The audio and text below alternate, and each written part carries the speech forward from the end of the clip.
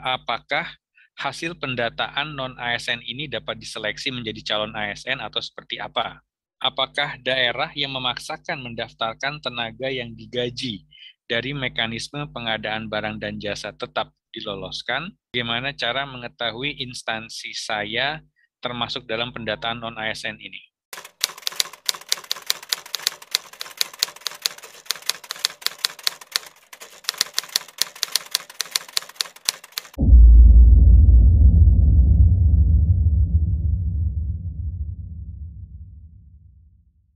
Wabarakatuh.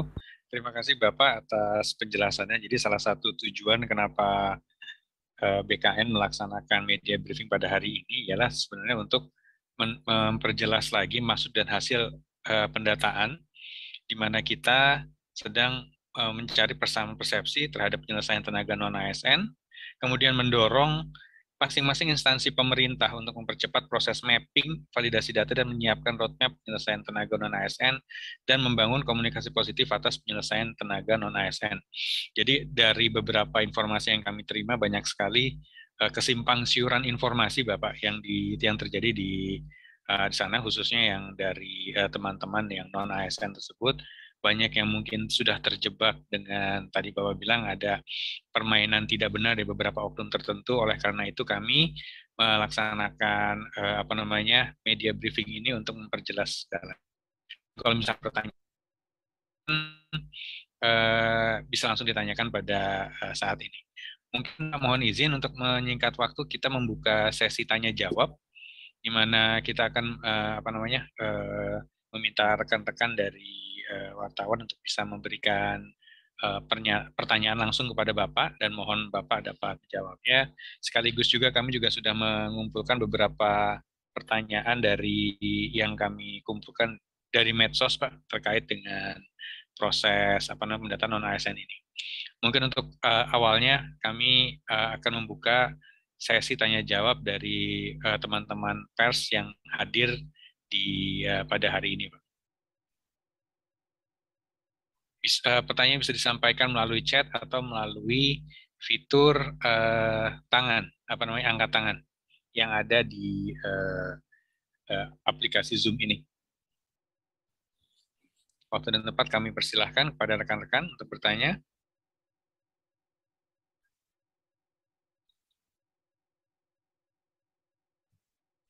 Jadi 3 pertanyaan pertama kami mohon untuk bisa disampaikan. Kalau belum ada Bapak, kami izin untuk menyampaikan ke Bapak 3 pertanyaan tertinggi, Pak. Jadi ada beberapa pertanyaan yang kami kumpulkan dari medsos. Pertama, pertanyaan pertama, apakah hasil pendataan non-ASN ini dapat diseleksi menjadi calon ASN atau seperti apa?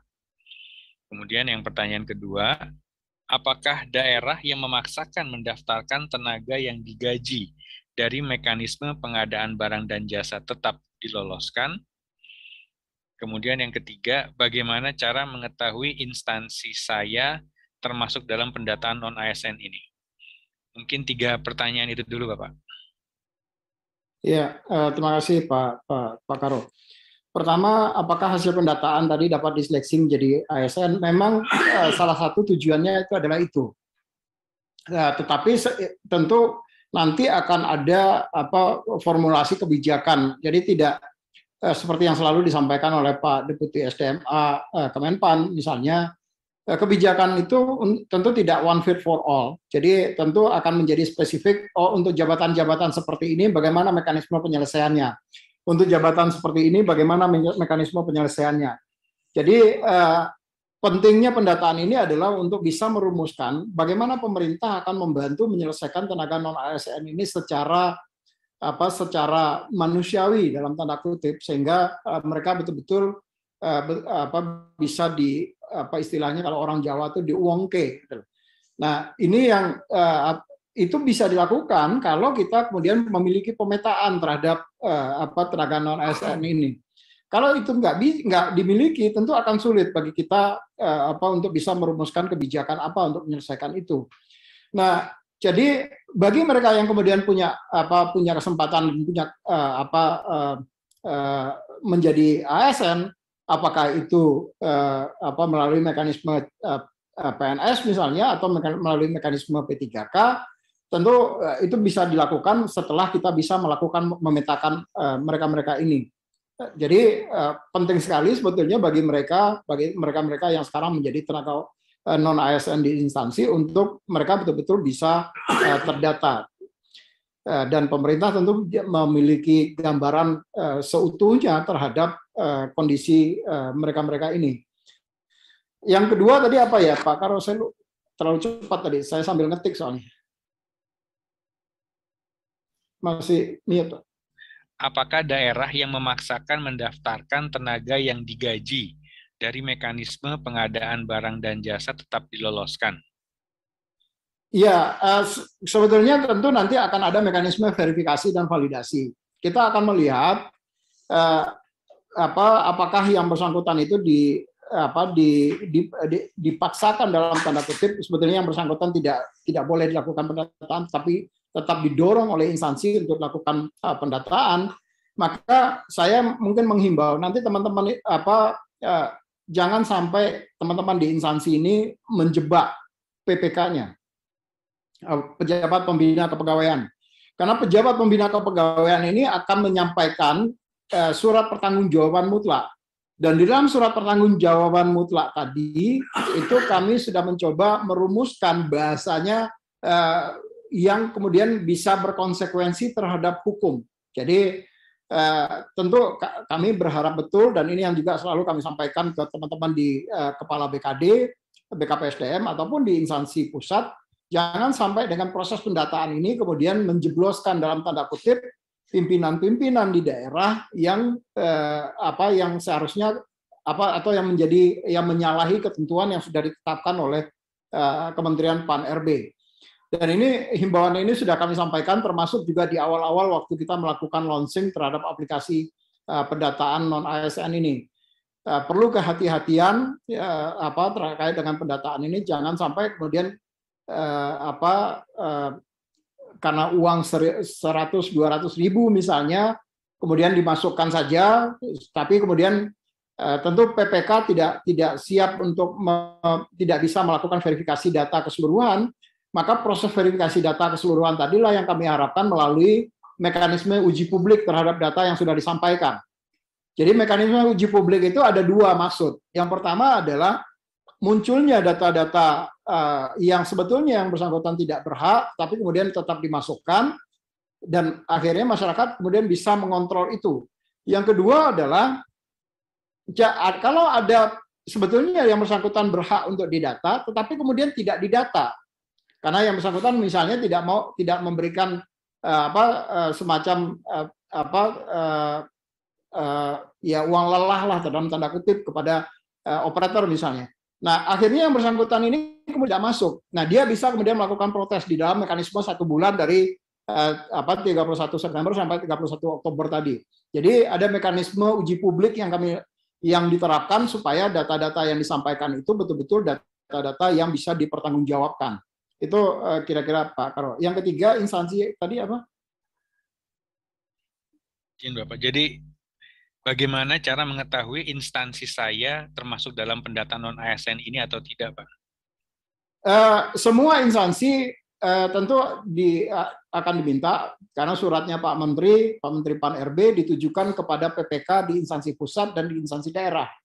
Jadi artinya mereka pasti menerima suratnya Pak Menteri itu. Jadi semua instansi pasti akan melakukan pendataan. Bagaimana kalau instansinya kemudian tidak melakukan pendataan? Ya tentu mereka akan rugi sendiri. Pegawai-pegawai yang di situ tentu tidak akan terpetakan dengan baik. Nah, silakan karena nanti akan ada mekanisme untuk mengumumkan kepada publik bahwa kami tentu di BKN nanti juga akan mengumumkan juga mana saja instansi-instansi melalui sistem pendataan ini, mana saja instansi-instansi yang sudah melakukan pendataan dan mana instansi-instansi yang belum melakukan pendataan. Tentu akan ada warning-warning yang nanti disampaikan juga melalui sistem yang nanti tentu akan bisa dikontrol oleh semua orang. Itu kira-kira Pak Karo. Siap Bapak, ini sudah ada pertanyaan dari Mbak Mesya Pak di PNN. Monggo Mbak Mesya.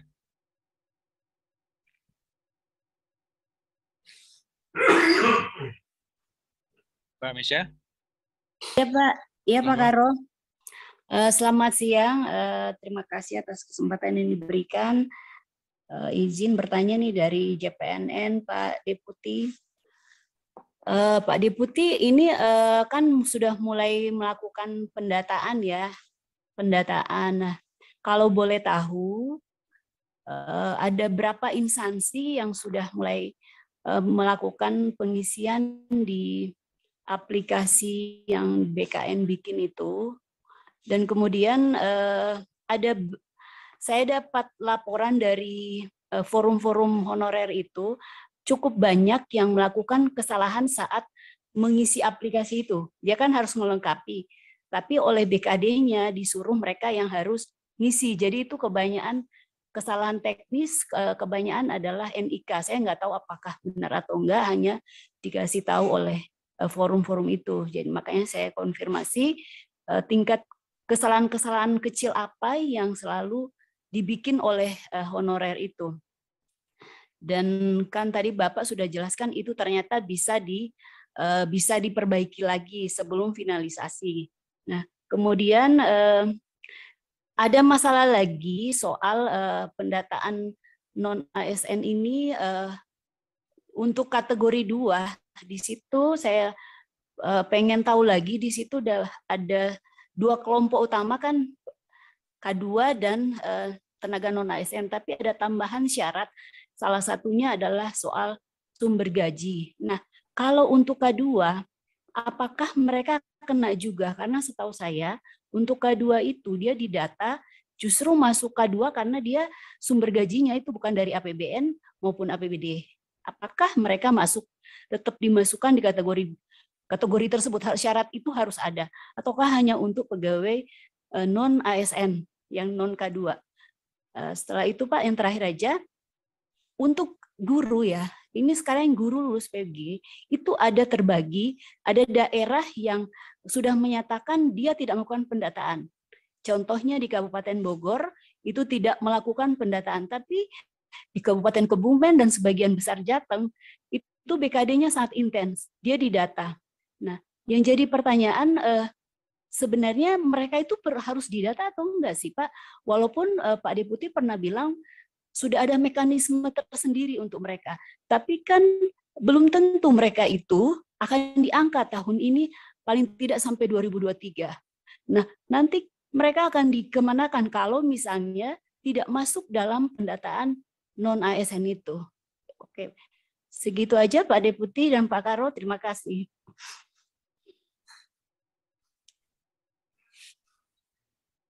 Silakan Pak Deputi.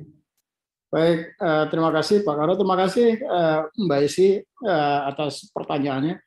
Saya kalau Mbak Esi nanya itu ketar-ketir dijawabnya ini. Ini pasti detail banget pertanyaannya. Untuk yang pertama mungkin nanti saya minta bantuan teman-teman pas audit, tolong cek datanya sekarang berapa yang sudah masuk, apakah itu yang melalui mekanisme import atau melalui mekanisme input.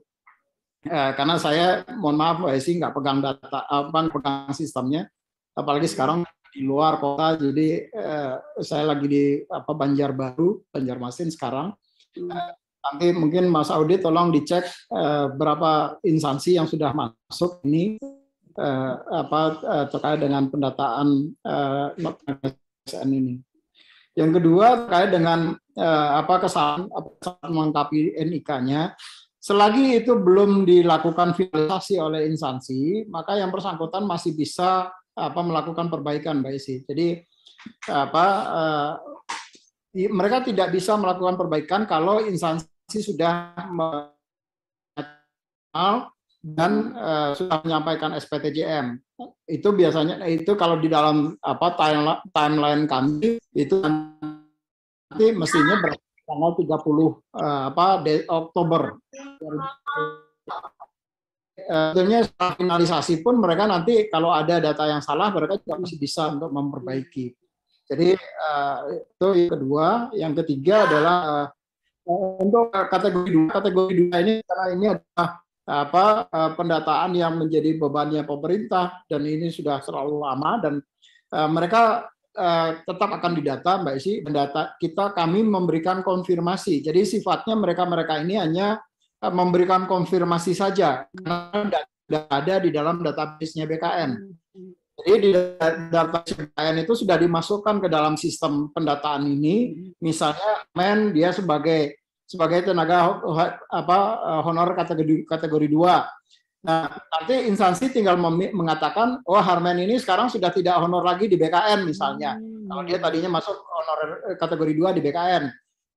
Maka nanti laporkan, ada menu pilihan lapor di situ, lapor bahwa di situ menjelaskan Harmen ini sudah tidak lagi menjadi tenaga honor kategori 2. Nah, instansi mengkonfirmasi data-data itu, Mbak Isi.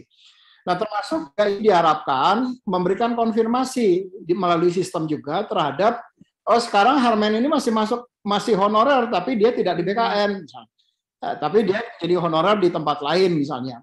Nah, kalau dia honorer tempat lain, maka ada ketentuan di situ bahwa kalau dia terputus, maka dia tidak lagi kemudian menjadi masuk dalam kategori tenaga honorer kategori 2. Nah, tergantung nanti status honorernya itu di tempat lain itu sebagai apa di situ. Kira-kira Mbak Esi yang nomor 3. Nah, untuk guru, yang saya sebetulnya memang mendorong karena memang suratnya Pak Menteri sudah sangat jelas bahwa semua instansi diminta untuk melakukan pendataan. Pendataan ini tadi saya sampaikan tujuannya adalah untuk pemetaan sehingga kita betul-betul bisa mampu merumuskan strategi kebijakan yang terbaik untuk para ASN ini. Tadi saya sampaikan bahwa apakah nanti semuanya harus diangkat menjadi ASN? Belum tentu semua akan diangkat menjadi ASN. Tapi tentu pemerintah tidak akan tinggal diam begitu saja menyelesaikan mereka. Tentu akan dicarikan solusi-solusi untuk kalau mereka kemudian diangkat tidak atau mereka misalnya tidak bisa diangkat menjadi ASN. Nah, solusinya seperti apa? Solusinya tentu solusi yang manusiawi lah, tentu bukan. Karena pemerintah bagaimanapun juga pemerintah ini kan pengayom masyarakat ya, tentu mereka harus tetap melindungi dan mengayomi masyarakatnya. Jadi artinya yang dilakukan pemerintah adalah berusaha untuk memberikan yang terbaik kepada seluruh masyarakat, apalagi bagi mereka-mereka yang sekarang sudah menjadi tenaga non ASN dan mengabdi di instansi pemerintah. Tentu akan ada solusi terbaik juga yang disiapkan. Hanya saja kemudian kalau tidak dilakukan pendataan, tentu pemerintah juga tidak akan tahu bagaimana menyelesaikan mereka-mereka ini. Jadi pentingnya pendataan ini adalah untuk hal yang seperti itu, Mbak Esi. Demikian, Mbak Esi.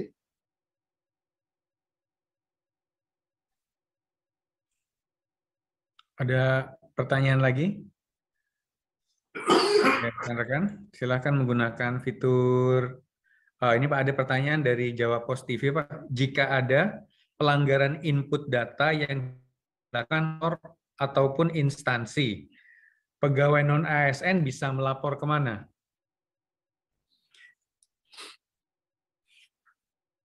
Ini teknisnya Mas Audit bisa disampaikan, Mas Audit. Siap, Bapak. Izin Bapak Ibu, terima kasih untuk jawab tadi pertanyaan juga jumlah data per instansi. Mungkin nanti kita akan sampaikan ke Humas agar biar terinfeksi baik. Lalu tadi ada pertanyaan juga tentang perbaikan atau kesalahan pada saat NIK ya. Jadi NIK itu tidak mungkin ada kesalahan data dikarenakan mungkin kesalahan datanya bukan di sisi pengambilan data karena kita sudah terintegrasi dengan Dukcapil. Nah ini kebanyakan memang instansi itu meminta datanya langsung kepada unit-unit yaitu NIK-nya dari Excel atau yang lainnya ternyata ada salah typo sehingga sewaktu dilakukan import di aplikasi lalu dicek ke Dukcapil, NIK-nya itu tidak ditemukan. Nah, mungkin itu kesalahan-kesalahan yang seperti itu ataupun seperti tanggal lahir yang tidak sesuai format, dia DDMMYYY tapi MMDDY yang seperti itu sih kesalahan. Lalu tentang kesalahan input yang lainnya misalnya ternyata instansi salah menginput misalnya pendidikannya ataupun ternyata salah menginput data-data seperti unit kerjanya. Nah, di sini memang kenapa tenaga non-ASN di-encourage untuk melihat datanya, keaktifan, dilihat aktivasi dari konfirmasi data yang sudah diinput oleh admin. Makanya ada proses di mana tenaga non ASN-nya itu melihat datanya. Nah, setelah melihat datanya, ada beberapa data yang memang bisa dikonfirmasi atau diperbaiki, seperti pendidikan terakhir. Misalnya ternyata instansi itu tidak tahu kalau dia sudah S2, karena dia waktu diangkat misalnya D3 gitu, tapi dia punya S2. Nah, makanya di situ ada sisi dari tenaga non ASN untuk mengupload ijazah yang terakhir yang dimiliki dan juga memperbaiki pendidikan terakhir yang dimiliki. Kalau misalnya ternyata kurang ya dari instansinya pas nginputnya, kok saya D3 enggak, saya punya S2, seperti itu.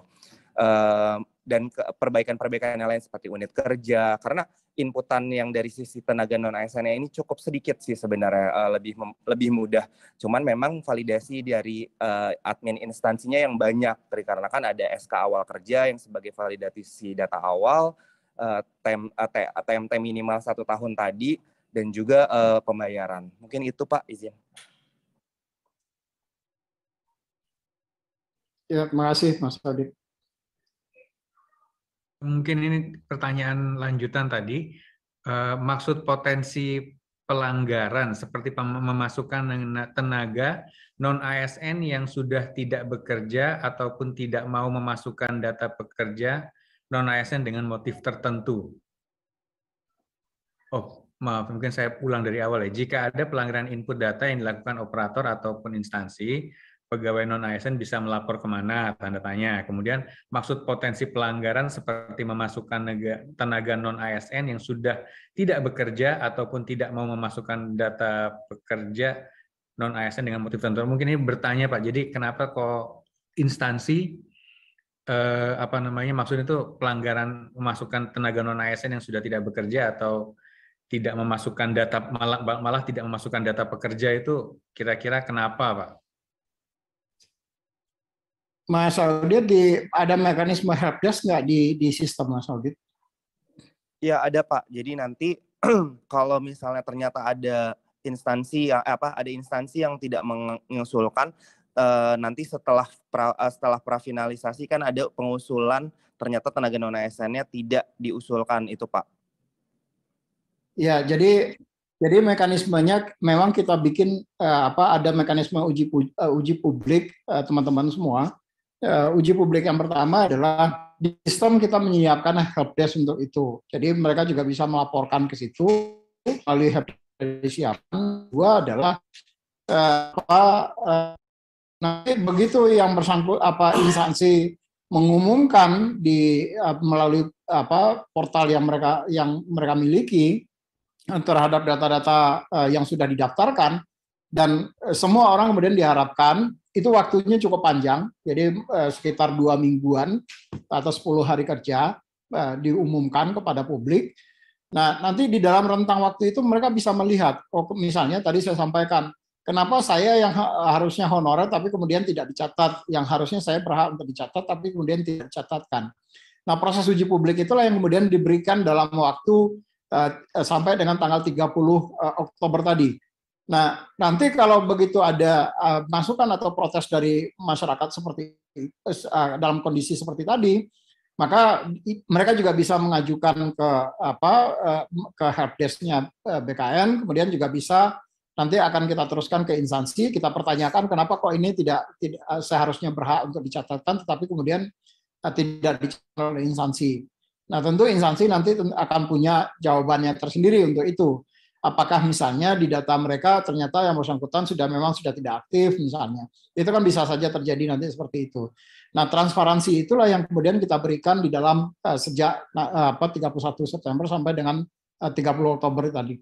Kalau itu sudah dilakukan cek dan recheck oleh masing-masing instansi melalui adminnya instansi, maka di situ baru kemudian instansi meminta SPTJM kepada PPK-nya, kemudian berdasarkan SPTJM tadi mereka kemudian mengklik final. Nah, kalau sudah diklik final berarti sistem close, jadi tidak boleh lagi ada perbaikan terhadap data.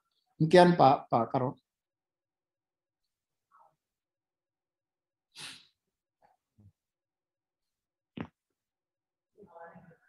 Izin masih di mute Pak Karo.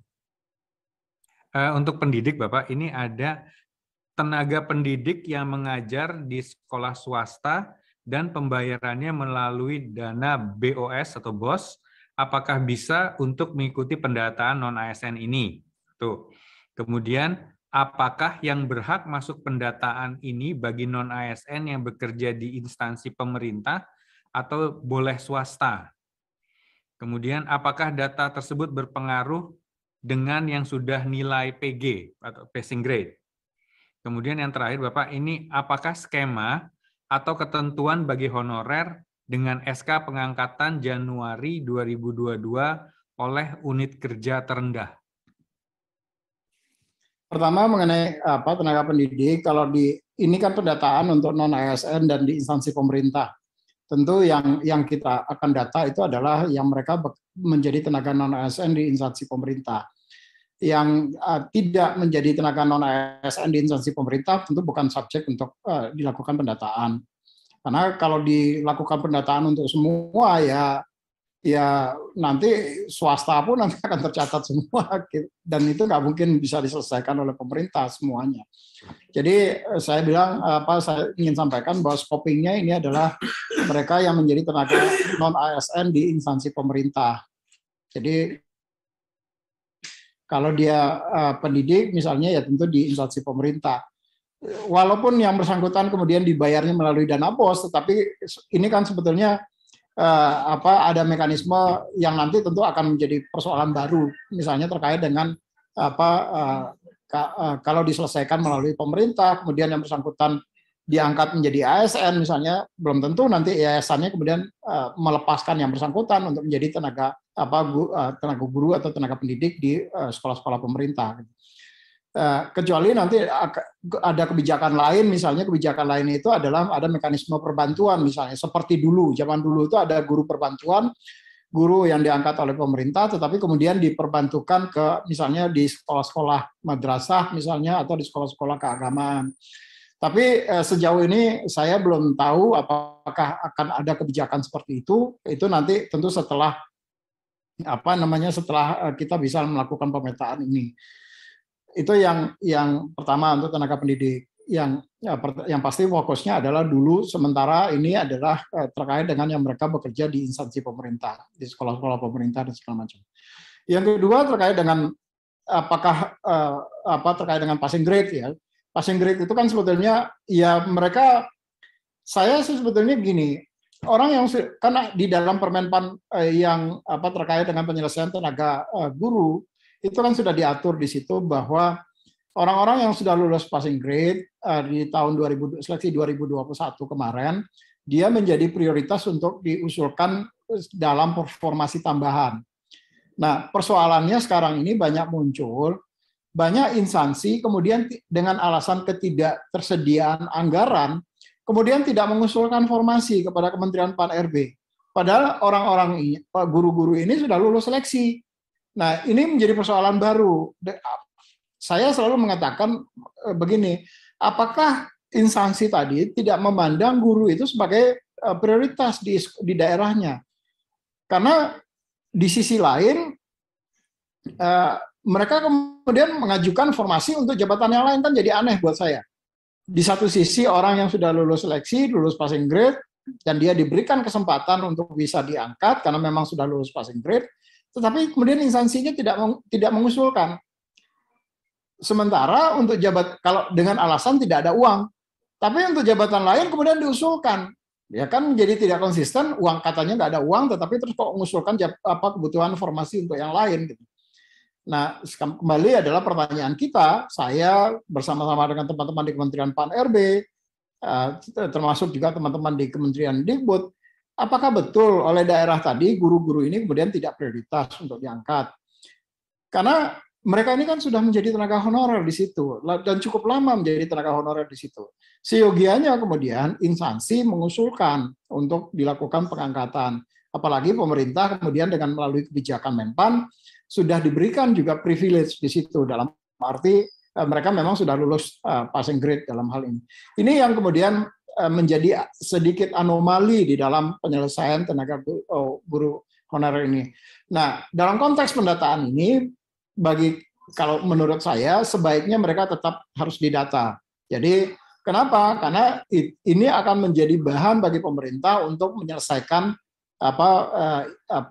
persoalan guru-guru ini.